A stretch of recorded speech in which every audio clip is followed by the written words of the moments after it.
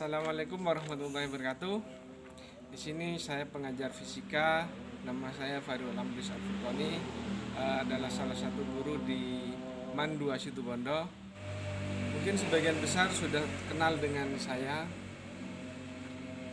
Di sini untuk awal pertemuan kita akan mempelajari tentang yang namanya dinamika rotasi dan kesetimbangan benda tegar. Dinamika rotasi dan keseimbangan benda tegar. Dinamika rotasi adalah resultan gaya yang dapat menyebabkan gerak translasi dan rotasi atau berputar terhadap suatu poros tertentu. Dalam dinamika rotasi yang akan kita pelajari itu yang pertama adalah torsi atau disebut juga dengan momen gaya. Kemudian yang kedua adalah momen inersia.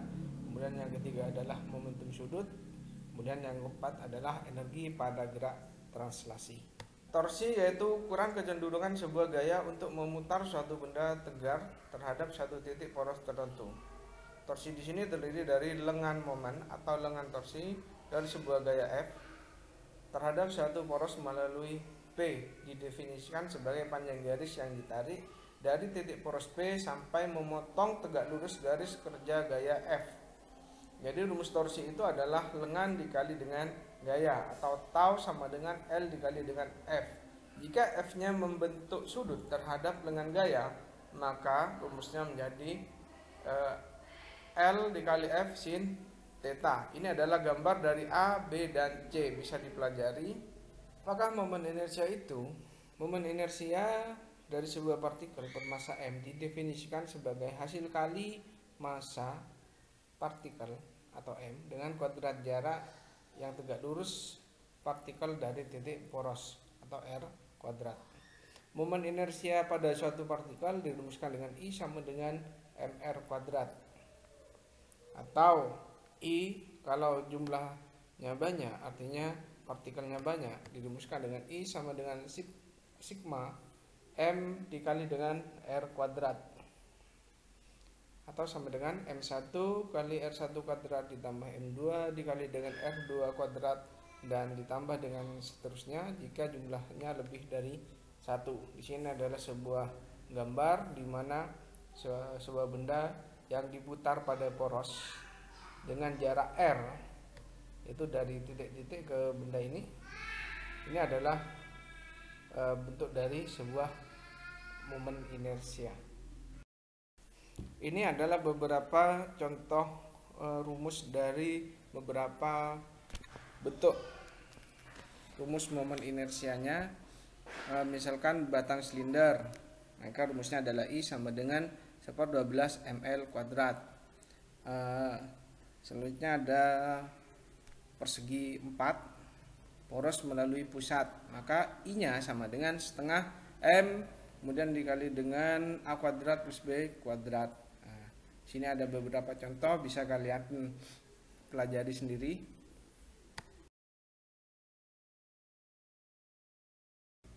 Hukum kekekalan momentum sudut. Apa itu momentum sudut? Momentum sudut itu adalah analog dengan momentum linear. Dirumuskan dengan L sama dengan I dikali dengan omega. L itu adalah momentum sudut, I adalah momen inersia, sedangkan omega adalah kecepatan sudut. Besar momentum sudut partikel itu juga bisa dituliskan dengan L sama dengan mRV. M itu adalah massa, R adalah jarak atau jari-jari, V adalah kecepatan. Kemudian di sini ada arah tunjuk ibu jari menyatakan arah momentum sudut, sedangkan keempat jari itu adalah merupakan arah rotasi.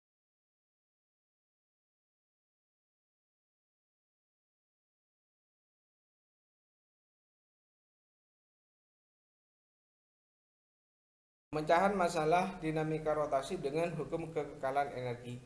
Di sini ada energi kinetik rotasi dirumuskan dengan Eka rotasi sama dengan setengah dikali dengan I dikali dengan omega kuadrat. I-nya adalah momen inersia, omega adalah kecepatan sudut. Energi kinetik di sini terdiri dari energi kinetik translasi dan ditambah dengan energi kinetik rotasi. Karena energi kinetik bendanya itu adalah benda yang sedang menggelinding atau berputar. Anggap adalah bola yang sedang menggelinding.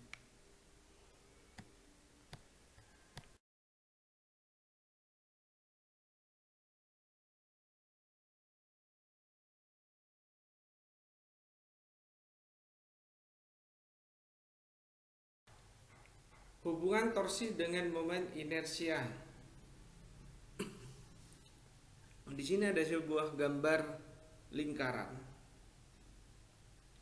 Gambarnya di sini sebuah gaya F bekerja pada sebuah partikel bermasa m yang sedang berotasi pada jarak r, menghasilkan sebuah momen gaya yang besarnya atau torsinya sama dengan R dikali dengan F jika F tegak lurus pada lintasan partikel. F sama dengan massa dikali dengan percepatan tangensial,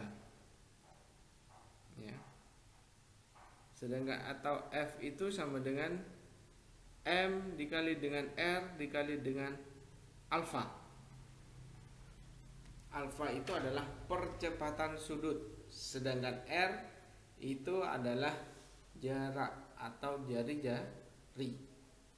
Sehingga R dikali dengan F itu sama dengan MR kuadrat dikali dengan alfa, atau besarnya torsi itu sama dengan I dikali dengan alfa sama dengan I dikali dengan percepatan tangensial atau AT dibagi dengan R.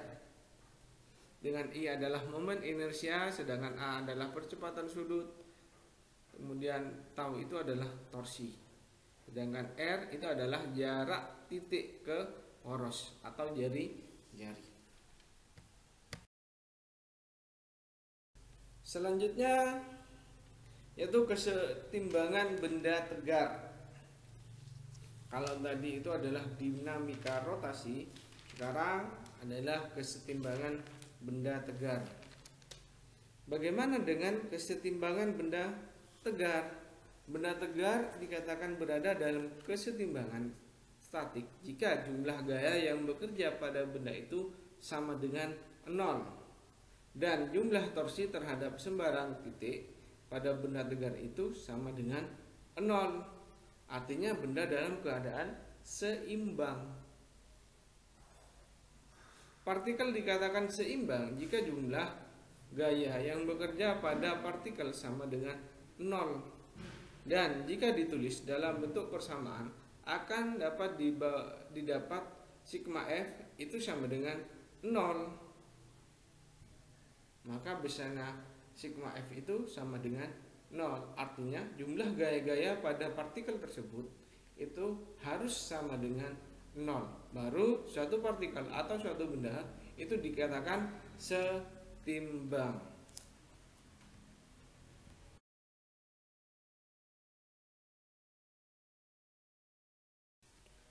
Titik berat.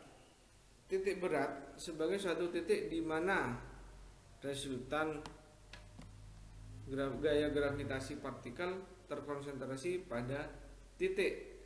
Misalnya ini, di sini ada sebuah balok. Balok ini, pada balok itu pada titik pusatnya itu akan memiliki suatu titik di mana titik itu adalah titik keseimbangan. Titik keseimbangan itu selalu menuju pusat gravitasi. Artinya benda itu cenderung akan menuju pusat gravitasi. Kenapa? Karena dia memiliki yang namanya massa.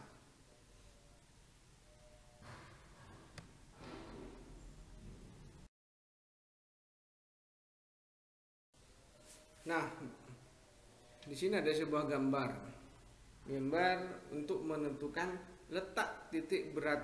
Jadi dari setiap benda yang memiliki bentuk berbeda itu memiliki letak titik berat juga yang berbeda. Contohnya di sini ada sebuah batang atau pada sebuah segi empat atau sebuah lingkaran. Contohnya paling gampang adalah pada lingkaran atau bola, di mana letak titik beratnya itu berada di pusat lingkaran. Jadi titik ini selalu akan menuju pusat gravitasi. Jadi ini yang menyebabkan benda memiliki suatu titik kesetimbangan. Contohnya lagi di sini adalah sebuah segi empat, di mana segi empat di sini ketika diagonal dari perpotongan dua diagonalnya, yaitu diagonal bidangnya, akan membentuk titik G. Di sini ada G ya, di mana titik G itu adalah letak dari titik beratnya. Di sini ada juga segitiga, ada kerucut, ada lingkaran, kemudian ada tabung. Ini juga memiliki letak titik berat yang berbeda.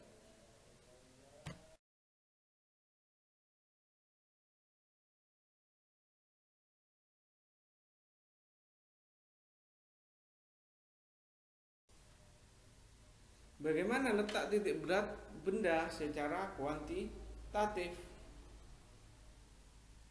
Di sini ada sebuah gambar benda berada pada sebuah koordinat X dan Y.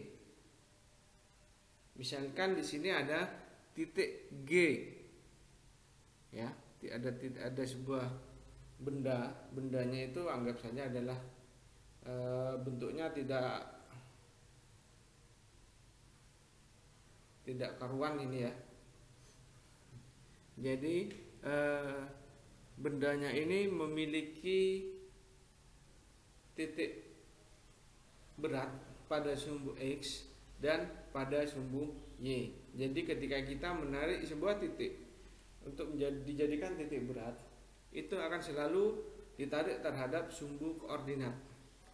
Karena di sini ada dua sumbu koordinatnya, maka pada X dan Y. Jadi kalau misalkan ada 3 buah sumbu koordinat X, Y, Z, maka kita cari terhadap sumbu X, Y, dan Z. Misalkan di sini adalah pada sumbu X-nya